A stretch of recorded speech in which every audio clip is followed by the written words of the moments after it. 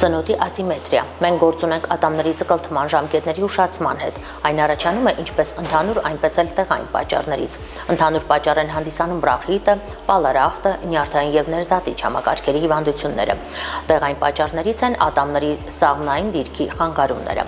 Ինչպես նաեւ ատամների ժամկետից շուտ ցկլթումը նույնպես կարող է ծնոտի ասիմետրիայի պատճառ դառնալ։ Պատճառը համարվում է աքսելերացիան։ Հազվադեպ է պատահում, սակայն եղել են դեպքեր, երբ նորածիները ունեցել են արդեն ցկլթած ատամներ, որոնք պետք է անհապաղ հեռացվեն։ Հազվադեպ հանդիպում է ամբողջական ադենտիա, երբ բացակայում են բոլոր ատամները։ Եվ ատամների ձևի փոփոխությունները նույնպես, երբ հանդիպում են հարևան ատամների պսակների կամ ամբողջական ատամների սերտաճում։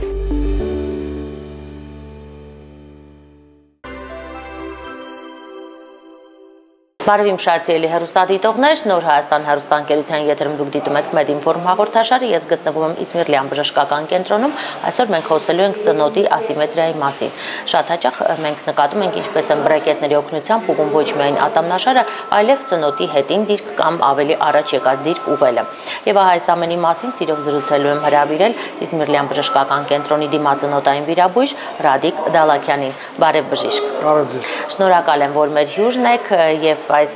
անչափ տարածված թեմա, որը եթե նախկինում չէինք նկատել, ապա հիմա այնքան արդիական է դարձել, որ անverջ խոսվում է այս մասին։ Այո, բրեկետներով ուղղեցին ատամնաշարը, ուղղեցին ծնոտը,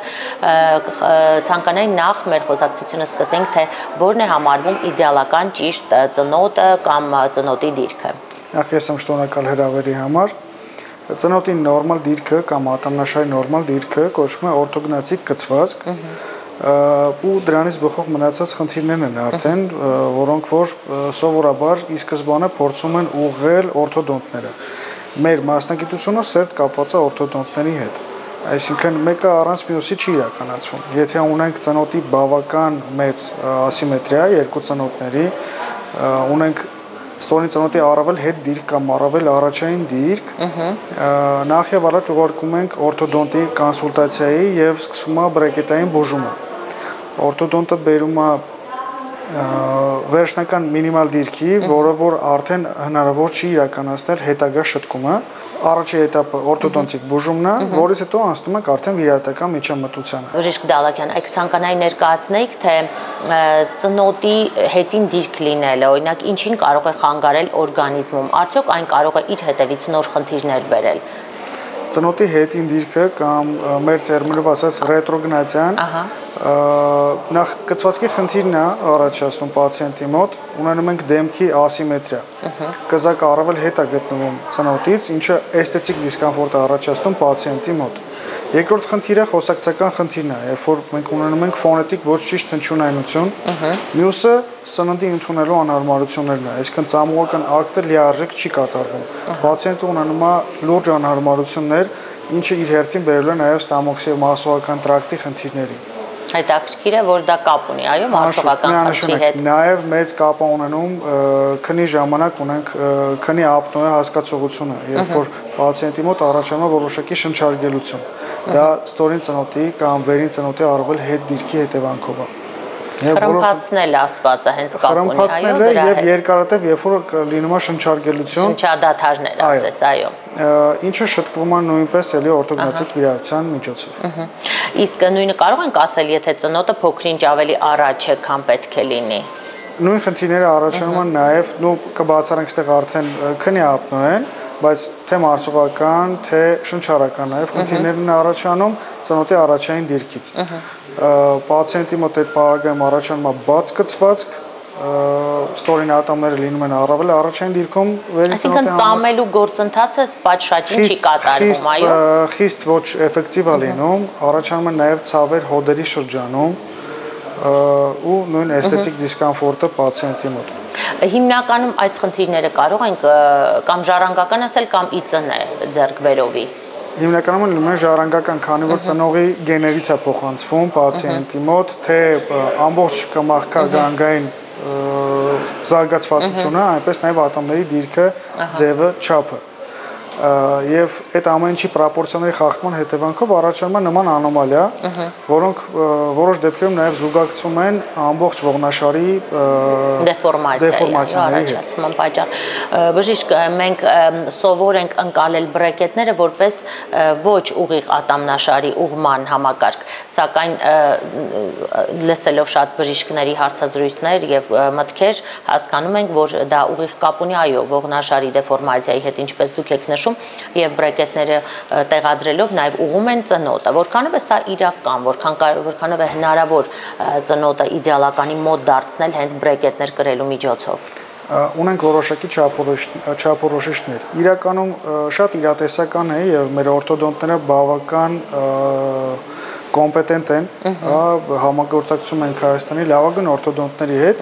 ովքեր բավական լուրջ արդյունքներ են կարողանում մատուցել, բայց այդ ամեն ինչը ունի էլի իր չափորոշիչները ու պրոպորցիաները։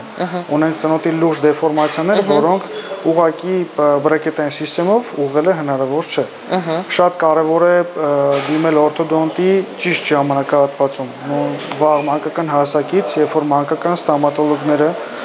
երեխայի մոտ ախտորոշում են ծնոտի ոչ ճիշտ դիրք, ատամնաշարի ոչ ճիշտ ձևավորում, շատ կարևոր է որ հենց այդ տարիքից արդեն դա միջինում որ տարիքն եք բնութագրում, որ կարելի է իրականացնել վիրահատական միջամտություն ենթադրենք կամ բրեկետային ուղում։ Վիրահատական միջամտություն իրականացնում ենք չափած տարիքում, սկսած 18 տարեկանից։ Բրեկետների տեղադրելը նկատի ունեք, այո, բավականին վաղ տարիքում։ Բրեկետների տեղադրելը տարիքային սահմանափակում չունի, սկսած մանկական հասակից մինչև ծերունական որոշակի տարիք, եթե արկային ատամներ։ Այնպես որ որքան շուտ սկսեն այդ գործընթացը։ Ինչքան շուտ սկսեն, այնքան առավել թեթև ու ավելի ճիշտ ընթացք ունենա պացիենտի լավացման համար։ Շատերը իհարկե այս ամենը չիմանալով բարձի թողի վիճակում եւ արդեն հասուն տարիքում հասկանում են, որ իրենց արտաքին տեսքը դուրս չի գալիս, դա էլ չեմ խոսում այն առողջական հսկա հետևանքների մասին, որ չեն էլ պատկերացնում կարող է թողնել կամ առաջ եկած կամ հետ ընկած ծնոտը։ Ըստ այդմ երևի թե վիրահատական միջամտությունը համարվում է ոսկե ստանդարտ այս դեպքում։ Խնդրեմ ներկայացրեք այն ինչ բարդություններ այն կարող է ունենալ, ինչ հետ վիրահատական դժվարություններ եւ առհասարական մարդիկ, ովքեր կարող են այս վիրահատության համար դիմել, սակայն նրանց ցուցված չլինի այն իրականացնել։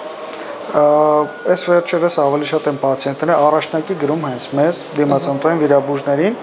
բաց թողելով օրթոդոնտի կոնսուլտացիան։ Եվ լինում է հակառակը նաև, երբ որ օրթոդոնտները փորձում են միջամտությունը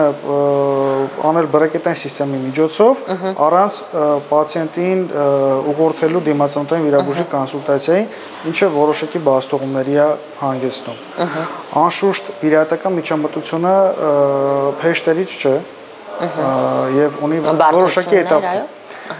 թե նախավիրահատական, թե հետվիրահատական, քանի որ ունենում ենք ծնոտի նոր դիրք, ֆիքսում ենք ծնոտային նոր դիրքում, անհրաժեշտություն է առաջանում ունենալ միշտ ծնոտային հարաբերության պահպանում առնվազն 28 օր։ Այդ ինչ է նշանակում։ Երբ մենք ունենում ենք ատամնահպում, ֆիքսում ենք ատամնաշարը իրար առնվազն 28 օրով։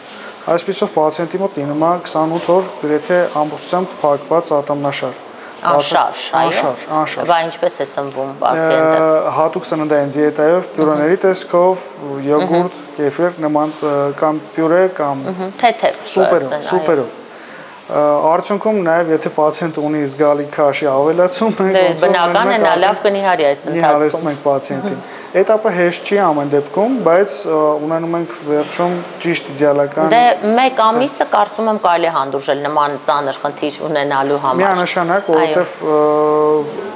բացի էսթետիկ տեսքը, իհարկե նաև կարևորություն է ներկայացնում։ Իրականում եւ ֆունկցիան եւ էսթետիկ տեսքը պացիենտի մոտ ունենում ենք ճիշտ պրոպորցիաներ, միանշանակ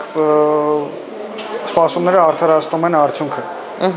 Անշուշտ։ Այո, իսկ կան հիվանդություններ, որոնց հետ այս վիրահատությունը դուք համատեղելի չեք համարում։ Ինչպես ցանկացած վիրահատություն, օրթոգնատիկ վիրահատություններ ունեն իրենց